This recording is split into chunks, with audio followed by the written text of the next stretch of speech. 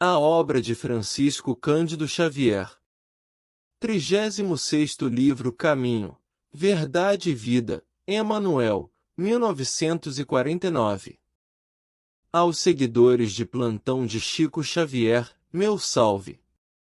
Companheiros, esse livro, o primeiro do Espírito Emmanuel, que interpreta as Escrituras Sagradas, é o 36º livro da Lavra Mediúnica de Francisco Cândido Xavier, lançado em 1949. Como é da característica desse espírito, ele inicia dizendo um versículo de Pedro 1h20 que diz: sabendo primeiramente isto, que nenhuma profecia da Escritura é de particular interpretação. Com essa passagem bíblica, Emmanuel quis dizer que a sua palavra não é a última quanto às interpretações de outras crenças religiosas. Para todos nós, cristãos, Jesus é o caminho, a verdade e a vida e estará sempre de olho nas suas ovelhas, aquelas desgarradas do seu aprisco acolhedor. Jesus, na sua passagem pelo mundo, sempre mostrou uma adoração verdadeira em Deus. E nos mostrou que o caminho para a fonte que nos criou, estará fortalecida nos ensinamentos por ele trazidos. Disse-nos de uma verdade além dos processos religiosos que tentaram abafar, de certo modo, o cristianismo primitivo, e falou-nos sobre a vida. Não essa mesquinha o bastante para descaracterizar a boa nova do Mestre. Fico, às vezes, pensando aqui com meus botões. Que Jesus é esse que os fiéis do presente milênio escolheram para seguir? E Emmanuel tira essa minha dúvida quando disse: entretanto, sempre tardios no aproveitamento das oportunidades preciosas, muitas vezes, no curso das existências renovadas, temos desprezado o caminho, indiferentes ante os patrimônios da verdade e da vida.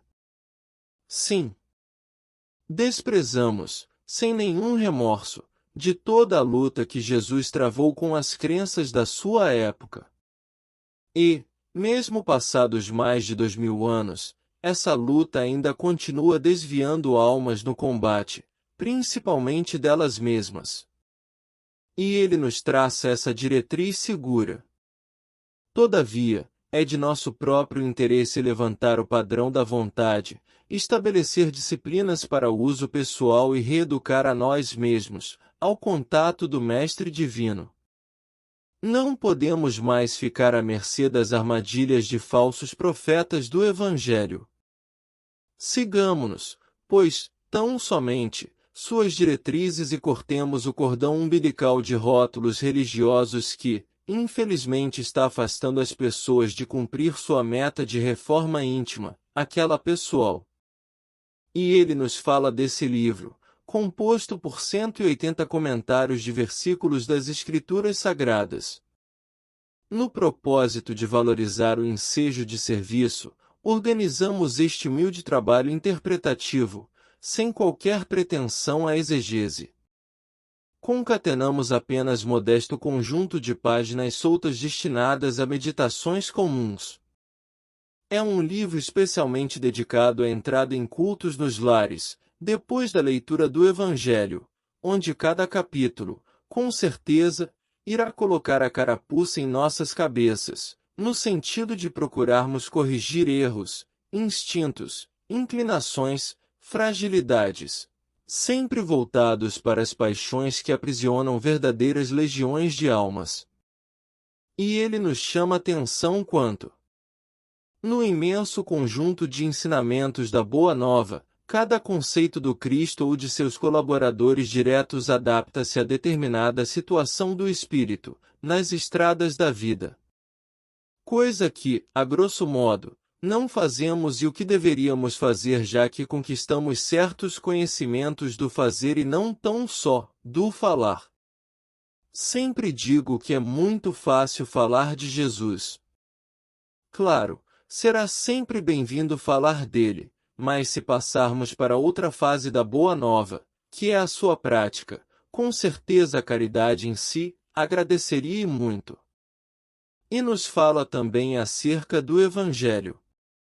é roteiro imprescindível para a legislação e administração, para o serviço e para a obediência. O Cristo não estabelece linhas divisórias entre o templo e a oficina. Toda a terra é seu altar de oração e seu campo de trabalho ao mesmo tempo. Sim. Sempre o serviço à frente dos palavreados emoldurados de flores, sem perfume. Os ensinamentos do Cristo não se resumem tão somente às linhas divisórias em que as religiões demarcaram como campo minado para aquelas outras que não contêm o mesmo contexto supostamente religioso. A Boa Nova é livre. Independe de paredes que a prendam.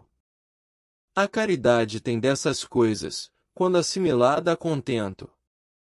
E outra verdade escabrosa ele nos atenta a atenção.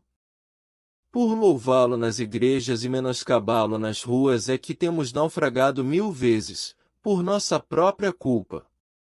Sempre digo isso e muita gente não gosta. Como manifestar adoração a uma crença e não a Deus, sabendo que muitas vezes, irmãos nossos são encontrados deitados nas escadarias de igrejas e o nosso senso cristão não ativa o nosso desconfiômetro? Uma pena. Daí os fracassos. Daí o fardo mais pesado. Daí o remorso nos impondo um novo regresso, agora mais ácido do que passamos hoje.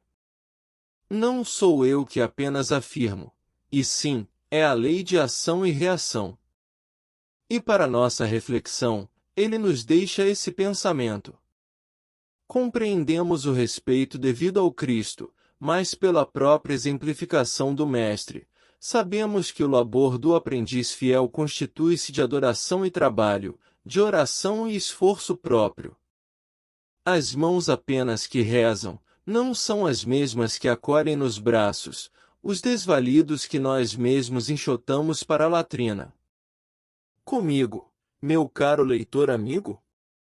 Prefácio por Emanuel, livro, Caminho, Verdade e Vida. Pedro Leopoldo, 2 de setembro de 1948.